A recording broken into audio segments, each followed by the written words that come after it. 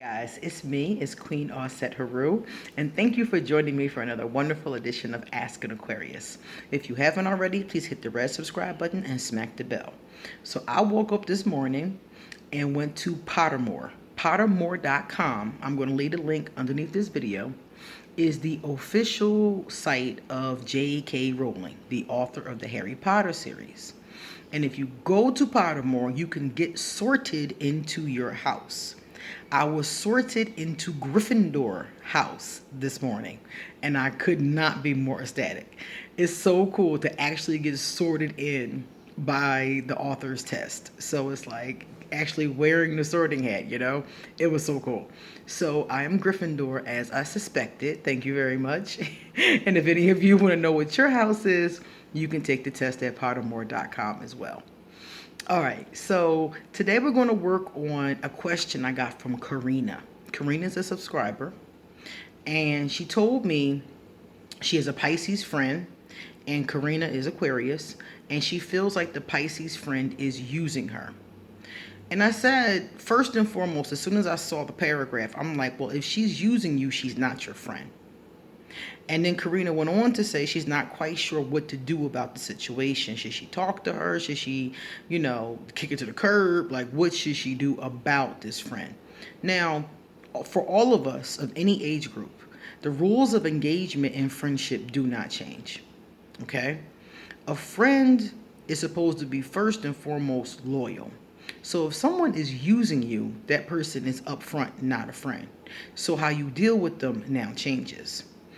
So let's start off with a definition of friend and see what should be happening. In a relationship with someone who's truly your friend, it's a person whom one knows, so you should know them well, and with whom one has a bond of mutual affection. The word mutual here is the most important part because it's an affection that goes both ways. Not just I have affection for you or you have affection for me. We have affection for each other. And remember I said earlier, loyalty. So we have loyalty to and for each other. You see, mutual. I'm loyal to you, you're loyal to me, not one or the other. Then it says typically exclusive of sexual or family relations. So if it's somebody you're having sex with or a family member, they're excluded from the definition of just a friend. Now, I tell people this all the time because women will come to me or a man will come to me and be talking about a person they're sleeping with.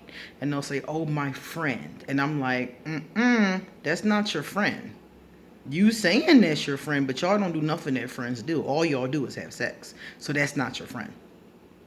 And a lot of people really get that twisted. And they get their feelings hurt later on when they realize, oh, we was just having sex. That's not my friend. They realize it later when something goes wrong. During the time that everything is going right, people don't notice that. But it's important to always keep that distinction in your mind. Know what a real friend is. Because a lot of us have people around us, and I had people around me in my lifetime too, that I swore was my friend, swore was my best friend, swore was my ace. And the truth is, there was no mutual, that mutual word, there was no mutual going on. It was either one or sometimes one, but never all the time, both of us mutually having each other's back.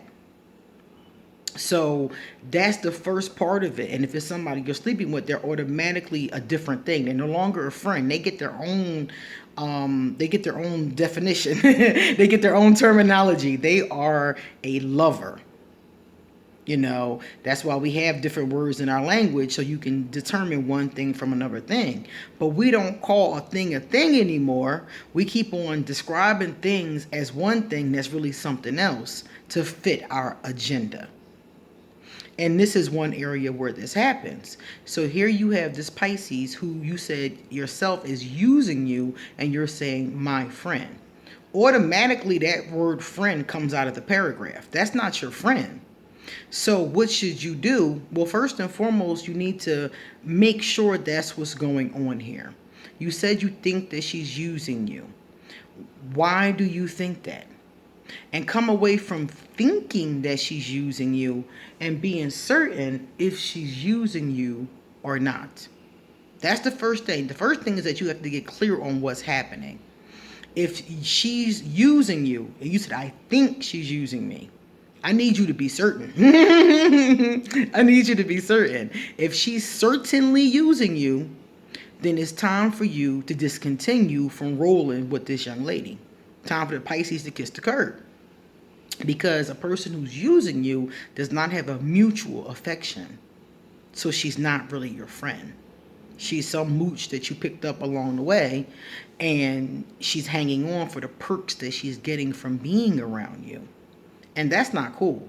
Because when a person is hanging around you for the perks that they're getting from you, when the perks stop, the person usually stops coming around. And a lot of times we're aware of this. We're not stupid to this. A lot of times we let the person hang around knowing they're not truly a friend, because not only are they getting something from us, we're getting something from them. So if we're honest with ourselves, we're playing the game too, but on a different angle. So she using you for whatever. It could be money, it could be sex, it could be clout, it could be whatever. And you're using her for something too, because you know she's not really your friend. So maybe you like having companionship. Maybe you know, it's something you're both getting from the situation. So if she's truly using you and you're allowing her to use you because of what you're getting from the situation, now you have to make a decision. Number one, like I said in the very, very beginning, is she truly using you? And number two, what are you getting from her? What are you getting by allowing her to hang around? Because 9 times out of 10, you can get that another way, a much more productive and positive way. So maybe let's say that you're getting companionship. You're letting her use her so you can get companionship. You're letting her be around so you can get companionship from her. And she's around because you have money, or you go places, or you have something that she really enjoys. So that means all you really need is a companion. So find a trustworthy companion. Find a real friend. And then you can kick the Pisces to the curb. You see? It's basically you're allowing her around because she fulfills this need, but you can find a better way to fulfill that need, is my point. A person who's an alcoholic or a drug addict is basically self-medicating. They're trying to deal with whatever is going on inside of them in that particular way. But they can do the same thing in a more productive way. They can go to therapy. They can start to exercise. They can get into spirituality. It's other ways to do the same thing that are productive. So in your case, this person's obviously, if you're correct and she's using you, not your friend. So what needs to happen now is you need to go find real friends. Use the law of attraction to draw real friends. And the first part of that is making sure that you're a real friend. Are you somebody who is loyal and mutually affectionate and there for people that you consider to be your friends? So if you are that thing, then use the law of attraction to draw more of that to you. So these kinds of people, this Pisces and other dark energies and negative low vibrational beings, won't be attracted to you. You see? More low vibrational beings were attracted and coming towards me and around me when I was fucking up too. You see what I mean? When I was doing the same thing they were doing, I drew more of that. When I started to come away from that, I drew better caliber of people. So that's all you have to do. Okay? So figure out what is the real deal with her. And if that's the case, kick her to the curb. Kick her to the curb and find some real friends. That's what you need to do. Because some people are willing to trade. You know, they're willing to hang around frenemies like, well, at least it's better than nothing. But I argue that it's not better than nothing. I argue that you're better off with no friends than fake friends. You're better off by yourself doing your own thing than hanging around a bunch of people who are frenemies. You're better off on your computer, learning things, taking classes, going to school. There's so many things you could be doing to better yourself instead of hanging around frenemies. You're better off bettering yourself, going to the movies, going out to eat, doing things by yourself, traveling the world, hanging out at the beach. Everywhere I go, I meet people to hang out with. So it's like, you don't have to take sand to the beach.